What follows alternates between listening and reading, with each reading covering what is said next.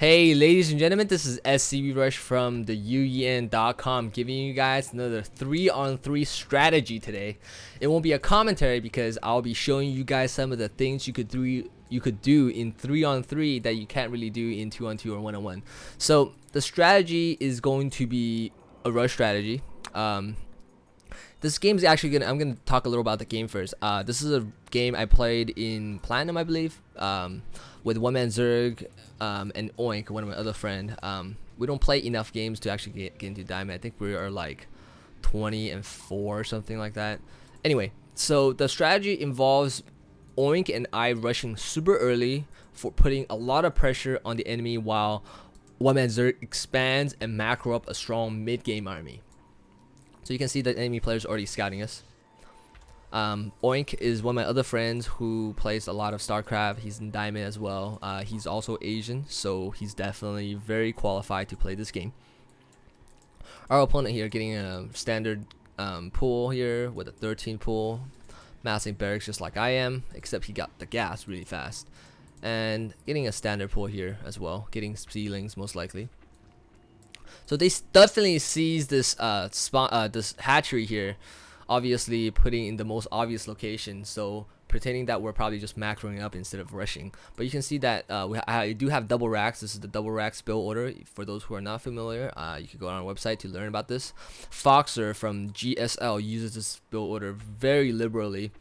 Very frequently as well, so it's very effective in rushing and putting early pressure. So I'm not getting my gas that quick. I'm just pumping out Marine, rallying onto my I'm about to rally onto my Marine here, and just rushing out with 3 Zealots and a couple Marines and SCVs. You really want the SCV to kind of tank.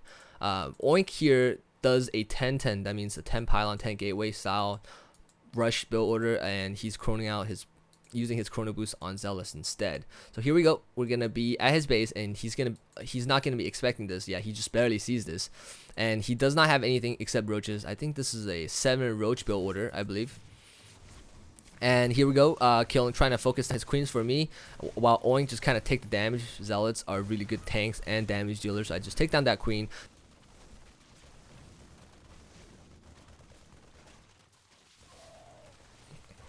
Okay, and I'm going to be just trying to get back and retreat to my bunkers while I kind of take down these roaches and marauders coming in. So I'm definitely getting back to my bunkers. And once the bunkers are complete, this is pretty strong position that I'm in here, and Oink is just kind of chilling here.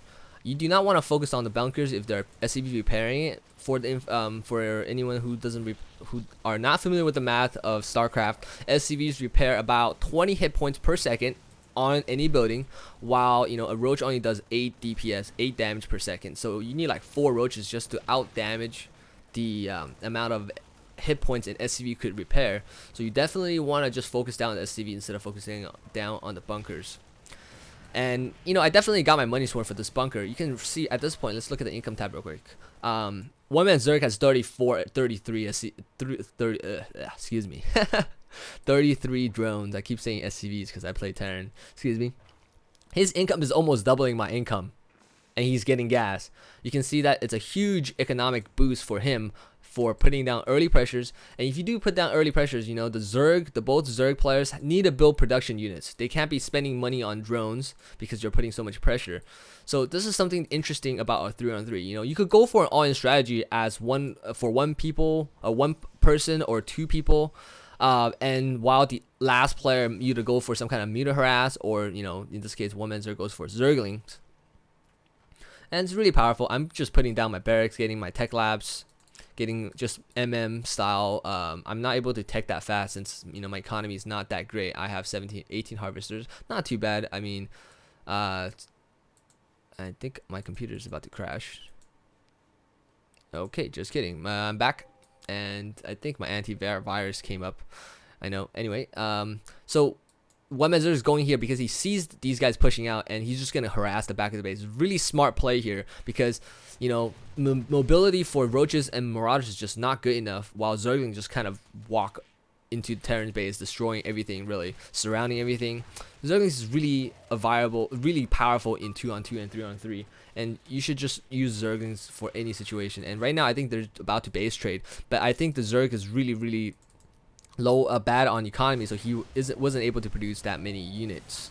And at this point, I'm just trying to buy some time, running back and forth, kind of just kite some units, be able to produce some more units. While one-man Zerg here right now attacking the Zerg base as well, and Zerg is pretty screwed here once again, killing every single drone.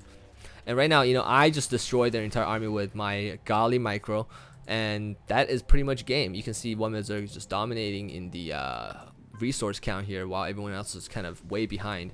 And even this Zerg who expanded doesn't have that many harvester.